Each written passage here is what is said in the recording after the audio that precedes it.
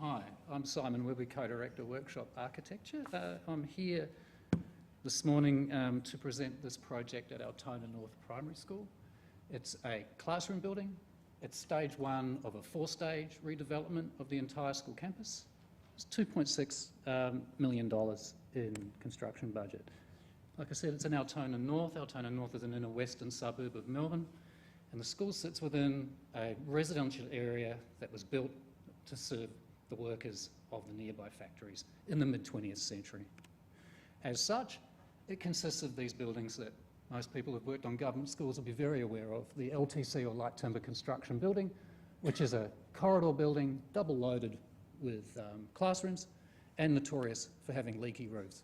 And also, in the case of these two buildings, coming really to the end of life. So a whole lot of problems with the nature of their construction. And therefore, the master plan determined very early on that both of those buildings would be demolished and that the campus would be rebuilt. Now, that said, the school was very fond of those buildings. They were very fond of the airy volumes of the teaching spaces. They were very fond of the internal corridor and the way they used that for informal learning, and they were very fond of the courtyard that sat between them. So the master plan retains that internal courtyard. It modifies but retains also the axial entry point. And together it matches those things that are being held with a desire from the school to provide some kind of sign of its existence, particularly south to the southern arterial along here, which is called Mason Road. Now, we undertook the rebuilding of this part of the campus. So there's a stage one of stage four, and this classroom building, it became clear through the consultation with the school that this was an opportunity to explore the design potential of their hesitancy to change and their desire for legacy, to sort of look at this master planned arrangement, which felt very much like that LTC building that they had, and reconfiguring it to sort of address its pedagogic limitations and its kind of monotonous extrusion. So we started with the central space, the corridor that runs down the middle of these buildings. And through this sort of thinking about precedent and different kinds of ways of using that space, I suppose trying to turn it into a kind of flexible learning hall, augmenting it with breakout spaces and with timeout spaces. And then around that hall, to create a more dynamic rather than a static arrangement of classrooms. So there's this diagram kind of shows to allow team teaching across that space, but also for the classrooms to remain able to be taught on their own, so kind of together and apart. And you can sort of see this in the plan. The 6 classrooms slipped with joining sliding walls, the alcoves, and then bookended by staff admin space, a computer kind of use centre, consultation rooms, and the assistant principal's office.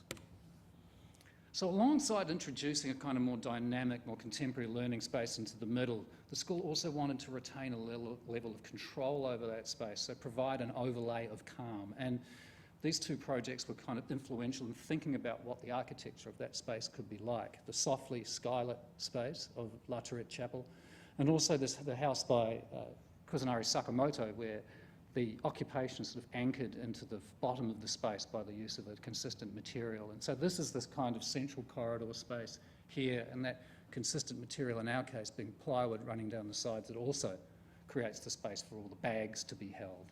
And then looking into 2 of the alcove spaces, and then across to that alcove, and also the openings and windows back into the classroom spaces for that kind of interaction between the two. The second thing was about dealing with this kind of anonymous sectional extrusion of the project and thinking about how that can be, of the LTC, and thinking about how that can be manipulated to provide specificity and variation. And also at its edges, how there might be a third space, the threshold from indoor learning to outdoor learning. And so we took, again, this section of the LTC, segmented it and mapped it onto the elevation. So that kind of together and apart of the classrooms represented as a figure on the outside of the building. But also, if we go back to what I was saying about the master plan, the opportunity to start talking about the building as a sign. So the silhouette in particular and the sawtooth reference to that industrial past of the area.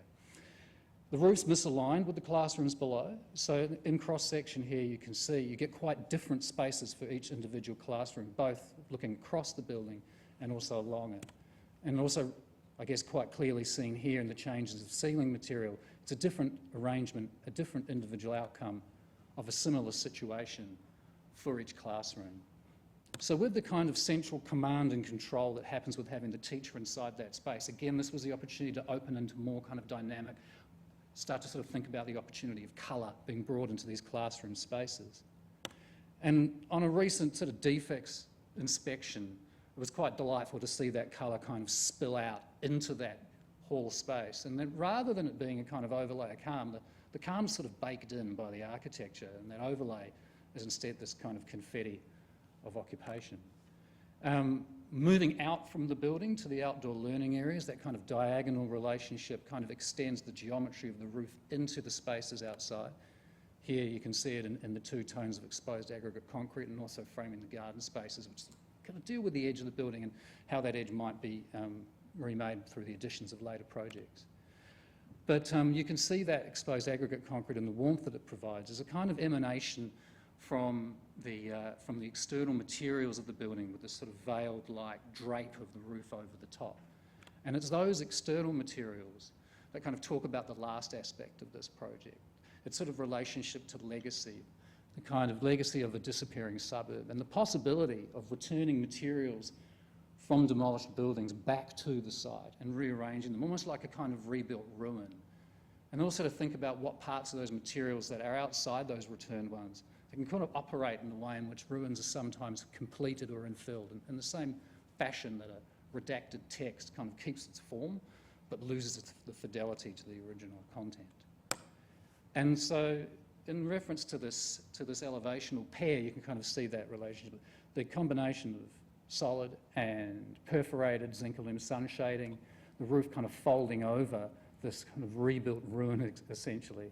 And then behind that sunscreen, you can see the two kinds of brickwork that have been selected. One, to sort of borrow from that local fringing that happens at entries of windows and doorways. And then between that, a kind of striation of returned bricks from a nearby brickyard laid out in a pattern that's sort of like the one house running out, another one starting, that kind of links them together. And then those areas that are the redacted bits in between in black equitone fibre cement sheet cladding. And there's those materials brought together, the brickwork, the steelwork over the top, and the equitone. And the warmth again there of the exposed aggregate concrete extending those materials out into the outdoor learning areas. And then folding underneath to form the sort of sun-shaded area at that threshold that I was speaking about earlier, which during the day is the area where you appreciate the brickwork. But into night, as the lighting starts to change and it becomes backlit from the building, you start to get that kind of sign and that story that talks about the school, the story about the school and its suburb.